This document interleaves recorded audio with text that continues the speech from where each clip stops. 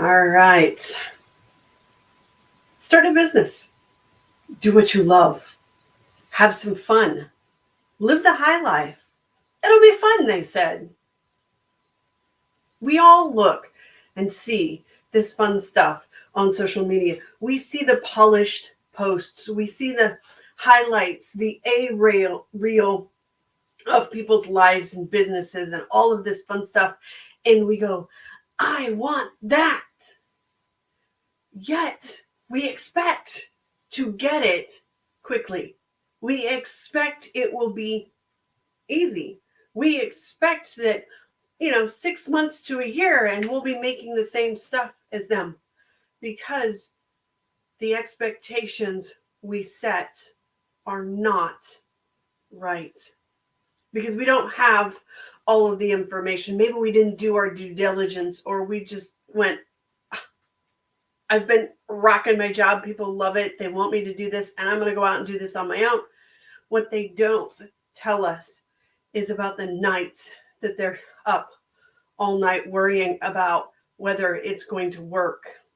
They don't tell us about all of the worry and anxiety of trying to figure out what our message truly is, of actually having someone, if they're a coach, sitting across from them physically or digitally, that are expecting them to transform them. And even if we're in a brick and mortar, we think, oh my gosh, we built it, they will come. It just doesn't work that way. We have to put in the effort, and we have to show up, and we have to do all of these wonderful things. We make our business sometimes about us, about what we like, what we want to do, and what we want to do. And we forget that our client is the one that we're really serving. It's not us. Yes, do what you love, though do it from the point of view of, what is my client going to get out of it? What is my customer going to receive and enjoy? How are they going to use it? How are they going to transform themselves? How is one word, one product, one event going to open up their world? It's an amazing perspective when we can mesh what we love to do, what we're passionate about, mixed in with what other people need. And a lot of the times we think so hard about what that person's going to need, what they want, what we're going to do for them, that we forget that sometimes they don't know what they don't know. They don't know what they really need.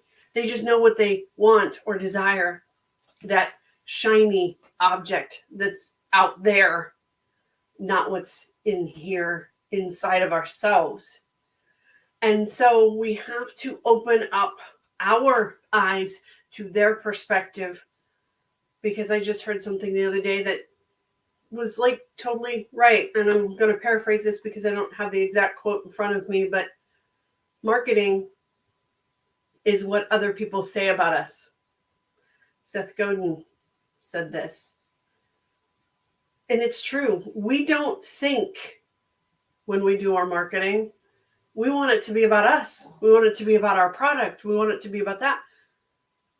It's very difficult at times to step into somebody else and go, oh, this is what they should be saying about me, or thinking about me, or doing about me. And then realizing, no, it's not. It's not that difficult. It's not that hard. We do it for other people. When you sit down and recommend somebody, or a restaurant, or a business, that's what we're doing. And we need to think that way. That was something that just kind of came to me right now. In the moment, it's like, wow, it really isn't that difficult. I'm making it difficult. My expectations of my own business are holding me back. I am 4 years in, and I'm nowhere near where I want to be, where I desire to be. My goal is to impact 10 million people. Women specifically, though. Men are in that group too, because humans are both. It is really a case of, how do I step into the simple? How do we step into the simple? We impact and influence people on a daily basis. Yet when we step into our business, all of a sudden it becomes this big, hairy deal. And it's not. It's still the same. It's just there's a little bit more writing on the line, such as profits and loss, transformation, productivity, whatever the product is that you're putting out there to hand to somebody to make their life better. We don't need to make it difficult. We need to dump the expectations. We need to have a few, because we need to have our why. That is an expectation. We expect, like me, to impact 10 million people. That's kind of my business primary. My personal primary is to make myself better. Because as I'm teaching or coaching or helping someone else, they too are teaching and coaching me to be better, to understand things in a different way, because that's how life works. A teacher is forever a student, and a student can be a teacher. It's amazing how we look at life one way because that's how we were taught, when reality is just our reality. Our expectations are just our expectations. They're not somebody else's. We can have people that we look at. I look at my daughter all the time and see so much potential, though she can't see it herself.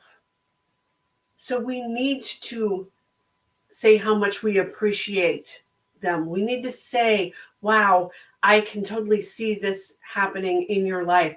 I can help you to see from a different perspective. When we are able to show that truth to them, it helps us to listen to our own truth better. I'll talk sometimes about, we really don't need outside validation for most of our stuff. We don't. Though we do need a little encouragement once in a while. A little understanding. So this weekend, drop your expectations of whatever was going on this weekend. Don't quite know how to do that? Well, do this.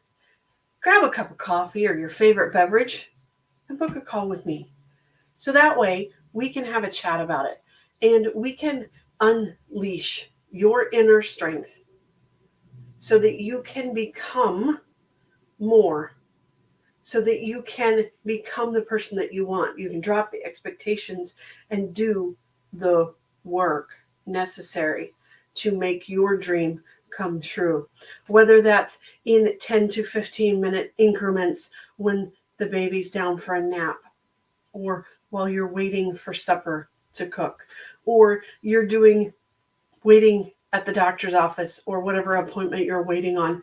It's amazing how much we can do in a short period of time if we say, I'm in. I'm all in. I love the Elon Musk quote, and I've probably said this before, but stop being patient and start asking yourself, how do I accomplish my 10-year plan in 6 months? You'd be surprised. I've been thinking about it for the last week or two. It's like, ooh, how can I? How can I? What can I do? Will I probably fail? Possibly. Though I will be so much farther than if I said, oh, it's okay, I've got 10 years. Because I've done that for the last 4. I'm like, oh, it's okay. It takes 5 years to get a business off the ground. It takes 5, because I've heard that statistic somewhere. There's people out there doing it in 6 months, 12 months, 18 months. that's a limit in our heads. So step out of it this weekend. Step out of the expectations and go, what can I get done? And just start. And you can start by booking a call with me and let's have a conversation. Let's get frank with each other and understand that underlying need, want, and desire, that dream that needs to come out so that you can get it going. All right. I'll see you guys on Monday.